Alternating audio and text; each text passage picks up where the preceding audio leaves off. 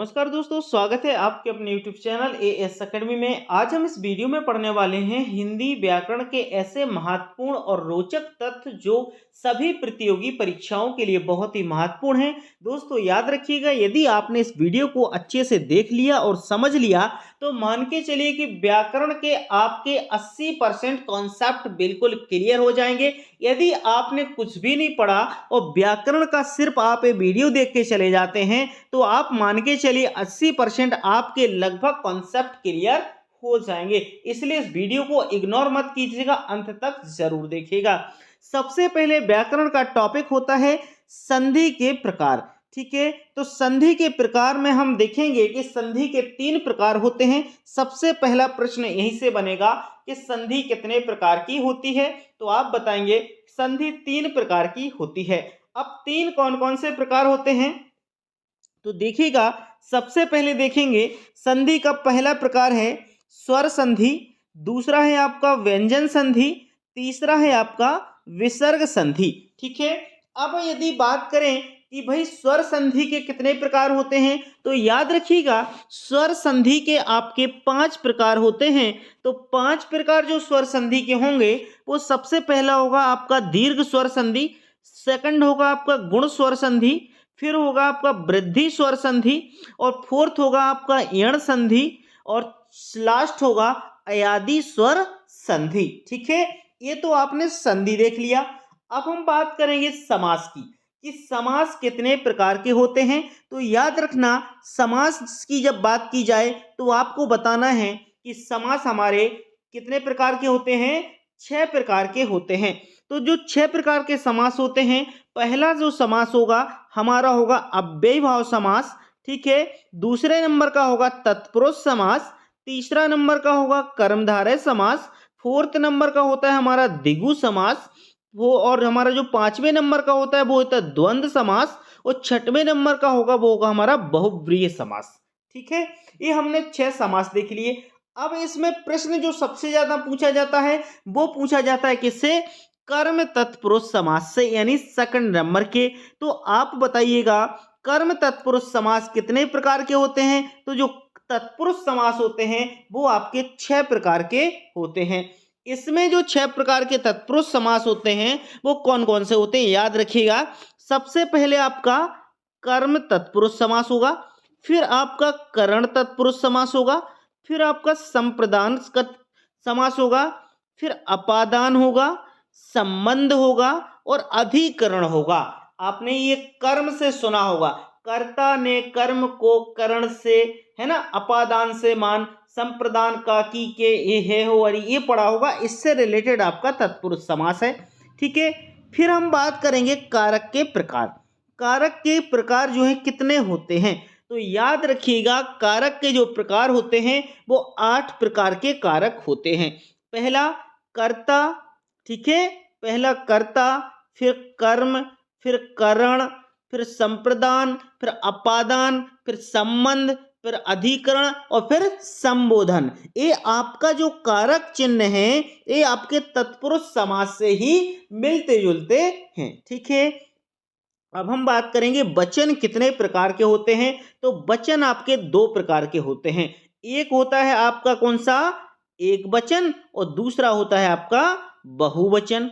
ठीक है, एक वचन मतलब कोई एक संख्या या एक वस्तु, बहुवचन मतलब एक से अधिक वस्तुएं। ठीक है, आगे देखेंगे हम वचन के बाद लिंग के प्रकार। तो लिंग के प्रकार कौन से होते हैं तो याद रखिएगा, जो लिंग के प्रकार होते हैं वो 3 प्रकार के होते हैं।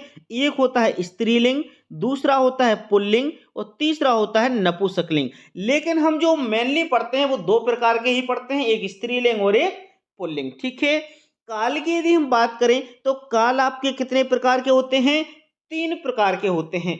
काल जो 3 प्रकार के होते हैं, पहला होता है वर्तमान काल, यानी हम पढ़ रहे हैं और आप वीडियो देख रहे हैं, इसका मतलब आप वर्तमान काल में कार्य कर रहे हैं। ठीक है, फिर वर्तमान काल, भूतकाल, और फिर भविष्य काल। तो हम बात करेंगे काल 3 प्रकार के होते हैं। ठीक है, अब नेक्स्ट क्वेश्चन बनता है संज्ञा के प्रकार। संज्ञा के प्रकार जो है वो कितने होते हैं तो संज्ञा के 5 प्रकार होते हैं। कौन कौन से प्रकार होते हैं, एक तो व्यक्तिवाचक संज्ञा, ठीक है, व्यक्तिवाचक संज्ञा, दूसरी आपकी जातिवाचक संज्ञा, तीसरी आपकी समूहवाचक संज्ञा, चौथी आपकी कौन सी होती है, द्रव्यवाचक संज्ञा, फिर होती है आपकी भाववाचक संज्ञा। ठीक है, ये आपको 5 संज्ञाएं ध्यान रखना है। इसके बाद करेंगे हम संज्ञा के बाद सर्वनाम और विशेषण की भी बात करेंगे। तो विशेषण के प्रकार होते हैं 4। ठीक है, विशेषण के 4 प्रकार होते हैं। एक हमारा होता है गुणवाचक विशेषण, दूसरा होता है हमारा परिमाणवाचक विशेषण, तीसरा होता है संख्यावाचक विशेषण और फोर्थ होता है सार्वनामिक विशेषण। ठीक है, ये आपको ध्यान रखना है, विशेषण के 4 प्रकार होते हैं। अब हम बात करेंगे सर्वनाम के प्रकार। तो सर्वनाम के जो प्रकार होते हैं उसको याद रखिएगा। सर्वनाम के प्रकार 6 प्रकार होते हैं। एक आपका होता है पुरुषवाचक सर्वनाम, दूसरा निश्चयवाचक सर्वनाम, तीसरा अनिश्चयवाचक सर्वनाम, चौथा होता है संबंधवाचक सर्वनाम और लास्ट होता है प्रश्नवाचक सर्वनाम और छठवां होता है निजवाचक सर्वनाम। ठीक है, ये आपको सर्वनाम के 6 प्रकार याद रखना है। ठीक है, आगे यदि हम बात करेंगे क्रिया विशेषण की। यदि क्रिया विशेषण की बात करें तो क्रिया विशेषण के 4 प्रकार होते हैं। ये 4 प्रकार आपको याद रखना है। कौन सा? एक तो कालवाचक क्रिया विशेषण, पहला होता है कालवाचक क्रिया विशेषण, दूसरा होता है आपका रीतिवाचक क्रिया विशेषण, तीसरा होता है आपका स्थानवाचक क्रिया विशेषण और चौथा होता है आपका परिमाणवाचक क्रिया विशेषण। इस बात को आपको ध्यान रखिएगा। क्रिया के प्रकार की हम बात करें तो क्रिया के 2 प्रकार होते हैं। एक होता है हमारा अकर्मक और एक होता है हमारा सकर्मक। ये क्रिया के प्रकार होते हैं। छंद की यदि हम बात करें तो छंद हमारे 2 प्रकार के होते हैं मेनली, है ना। जो 2 प्रकार के होते हैं, एक तो मात्रिक छंद होता है और एक हमारा वर्णिक छंद होता है। मात्रिक छंद मतलब मात्राओं से रिलेटेड और वर्णिक छंद मतलब वर्णों से रिलेटेड, यानी जो सब वर्ण होते हैं जिसको हम उच्चारण करते हैं। ठीक है ना। अलंकार की बात करें तो अलंकार वैसे 8 प्रकार के होते हैं, लेकिन हम मुख्यतः 3 प्रकार के पढ़ते हैं। एक शब्दालंकार होता है, दूसरा हमारा अर्थालंकार होता है, तीसरा हमारा उभयालंकार होता है। ठीक है, अलंकार के 8 भेद होते हैं, मुख्यतः हम 3 प्रकार के पढ़ते हैं। अब बात करेंगे हम रस की बात। तो रस में याद रखना, जो रस होते हैं टोटल रस होते हैं हमारे 11। ठीक है, लेकिन पहले हम 9 पढ़ते थे, अब हमारे 2 एक्स्ट्रा रस जुड़ गए। जो 2 एक्स्ट्रा रस जुड़े हैं उसमें एक रस आपका वात्सल्य रस जुड़ा है और एक रस आपका भक्ति रस जुड़ा है। मतलब 9 पहले के रस हैं, 2 रस अभी जुड़ गए, तो टोटल हमारे 11 रस हो गए। ठीक है ना। शब्द शक्ति के प्रकार, यदि हम शब्द शक्ति के प्रकार की बात करें तो याद रखिएगा ये हमारे 3 प्रकार के होते हैं। ठीक है ना। वाक्य के घटक, वाक्य के घटक भी याद रखना, 2 प्रकार के वाक्य के घटक होते हैं। यहां से क्वेश्चन बनता है, बहुत महत्वपूर्ण है, कि वर्णों की संख्या। तो याद रखना, जो आपके वर्ण होते हैं, आपके आम के जो टोटल होते हैं 52 होते हैं। इनमें 13 स्वर होते हैं, 35 व्यंजन होते हैं और 4 संयुक्त व्यंजन होते हैं। इसको मैंने अलग अलग डिफाइन करके लिखा है यहाँ पर। वर्णों की संख्या कितनी होती है? जो व्यंजन है 35 व्यंजन है, 13 स्वर हैं और संचारी भाव की संख्या याद रखिएगा 33 होती है और सात्विक भाव की संख्या आपकी 8 होती है।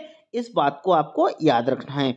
विभाव आपके कितने प्रकार के होते हैं? 2 प्रकार के होते हैं। काव्य के भेद आपके 2 प्रकार के होते हैं और वेद के प्रकार आपके 4 होते हैं। यानी आपने सुना होगा जो ऋग्वेद, यजुर्वेद, सामवेद और अथर्ववेद, ये हमारे 4 वेद होते हैं। ठीक है दोस्तों, ये वीडियो मैंने आपको गागर में सागर भर देते हैं उस तरह से बना दिया।